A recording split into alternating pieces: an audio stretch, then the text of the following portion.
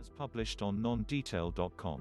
Very honest. A lot of times, people, journalists give lessons to the society about how India has casteism. Now, anybody who knows this podcast knows, like, I'm for the open annihilation of the caste system. Like, I mean, I am the worst hater when it comes to that system, and I don't need to talk about that. But the point is, but then I look at journalism in India, and I'll be very honest over here. I don't see real affirmative action in the editorial boards in this country. I don't see that. Or if there is, I would like to be corrected. Then why do journalists indulge in activism when they can't even practice what they preach in India? It is a very valid question. I have done a story on this in the past. Find an excerpt here. Representation in media. Media, which is considered as a strong influencer and has the power to influence public policies. The Oxfam India 2019 report states, of the 121 newsroom leadership positions, 106 are occupied by journalists from the upper castes, and none of them belong to the scheduled castes and the scheduled tribes.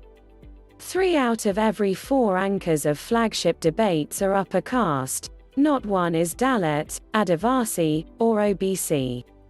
Over 70% of their flagship debate shows, news channels draw the majority of the panelists from the upper castes. No more than 5% of all articles in English newspapers are written by the deprived castes. Over half of those writing on issues related to caste in Hindi and English newspapers are upper caste.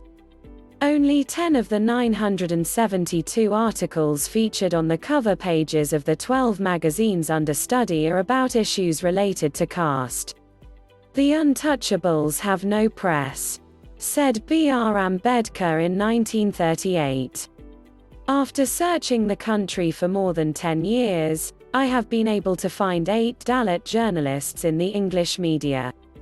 Only 2 of them have risked coming out, said Sudipto Mondal from Al Jazeera in 2017. Now, let's listen into what Shekar Gupta, the veteran journalist, has to say about this question of representation in newsrooms. Caste. Now, caste is an issue. And I agree with you that our newsrooms they do not reflect the reality of India's caste. In fact, I would tell you, the only place in India, the only institution in India which I've seen reflect the reality of India's caste are government academies. It can be Lal Bahadur Shastri National Administrative Academy in Mussoorie. It can be the National Academy of Direct Taxes. It can be any of the government academies because they have reservation. So I see tribal faces, I see people who are Dalits, but that's because they have reservation. Now, the private sector has to address it because not addressing it means, one, that you're being unfair to a majority of Indians, and second, you're missing out on a lot of talent. For us to think that all of India's talent resides in 20% of its population is incredible self-denial. But different institutions have to find different ways of doing it and creating meritocracies and build in affirmative action within that. Now I can tell you that our newsroom, I will not identify anybody because nobody got hired because of that reason.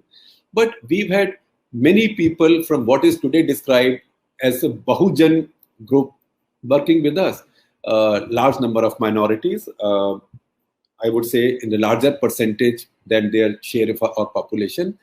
Where we have trouble right now, and some tribals also, but mostly the tribals come from the northeast because their languages have been converted to Roman script. They know English. They are more outgoing. But Dalits, there is an issue. And I will give you a practical experience I will share with you. So a friend of mine who was my classmate in journalism, topper in our class, named being Ashwini Bindlas, he became a big corporate CEO, etc., etc. So at one point we said that, look, at our School of Journalism at Punjab University, let's start fellowships. So every year we will give this much money from our own accounts by way of a contribution for 2 Dalit students, fully paid for scholarships, hostel, lodging, boarding, tuition, everything. For 2 years, the university was not able to find us those 2 students, although it was announced that this money is available.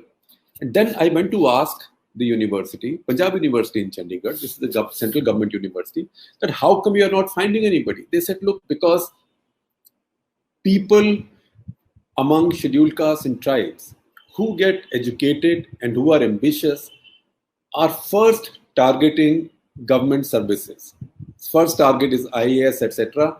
And by the time they think of journalism, it's too late. So it's difficult for us to find anybody. We couldn't find anybody and we gave up. Unable to find 2 persons from the deprived castes. It is the same story which is told each time. Every year thousands of reserved seats in government institutions go vacant because the hiring committees were unable to find the students from these communities. Eminent journalist P. Sainath had once said that he had spent 15 years of his life in fighting the hiring committees of privileged castes, just to ensure that the reserved seats are reserved for those deprived communities. He sensitively then observed that to find students of SC and Saint communities and those from socially and educationally deprived and poverty-stricken backgrounds, one has to visit government schools which till today provide education to them at a highly affordable cost because these schools are public-funded educational institutions. These students studying in schools located in villages, remote locations and often inaccessible areas have hardly any wherewithal to get facilities for coaching which the students from towns and cities and with a sound educational and economic backgrounds easily get. Meritocracy. If the entry barrier for the deprived castes is so large, how can we build a system of meritocracy while claiming we have done social justice? What about the affirmative action which Indian industries promised to the UPA2 government? Role in interviews. We sort of assume that corporate India is free of caste. However, Professor S.K. Thorat, former professor of economics at Jawaharlal Nehru University, has demonstrated with an experiment that caste-based discrimination might be at play in private sector recruitment, where candidates with upper caste surnames had a higher probability of being called for job interviews. Now, I see a lot of people saying that people from these communities will be given preference. Now, you have to go by your judgment. Okay, maybe a tribal you can identify. Certainly, somebody from minorities you can identify. But how do you identify somebody's caste? Do we now start asking people their caste? In some cases, it's obvious. In some cases, it's not obvious. But when you build a meritocracy, then merit breaks through the glass ceiling. And I'll give you an example. India never had fast bowling. Right? For the longest time, India depended on its spin bowlers. Then, for about a decade, India depended on its batsmen. When you had Sehwag, Dravid, Tendulkar, VVS Lakshman, Ganguly, the Magnificent Five, right? Then, in fact, the Indian coach told me then, I think John Ryer it was, that I have told them that we have to presume that the opposition will bat 125 overs. Can we outbat them? What's happened today? Today you have the world's richest storehouse of fast bowling talent.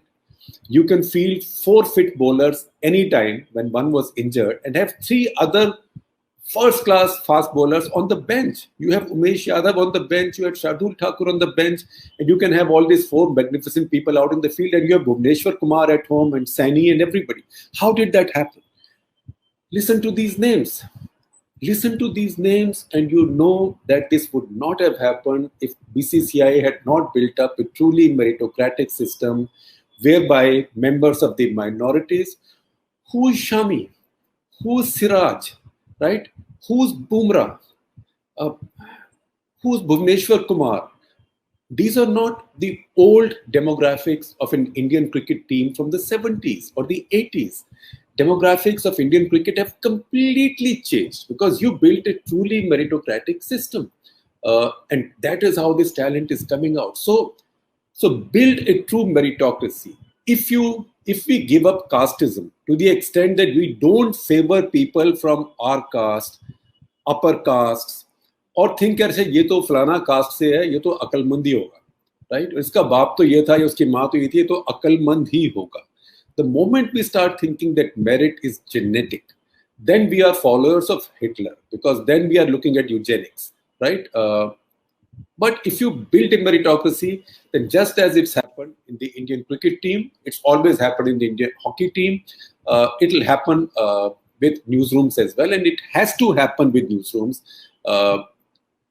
In America, it's easier because you can distinguish between white and black, white and colored.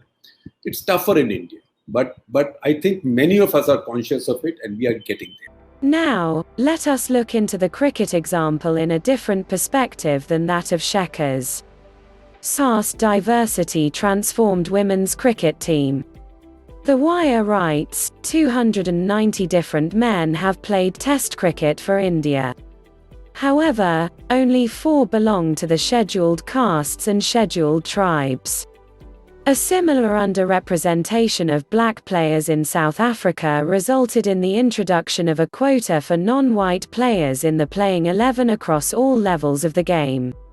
Sukanya Shantha notes in Roundtable India, the Indian women's team that made waves in 2017 by making it to the finals of the World Cup, had several women from lower caste backgrounds and did not reflect the upper caste homogeneity of its male counterpart.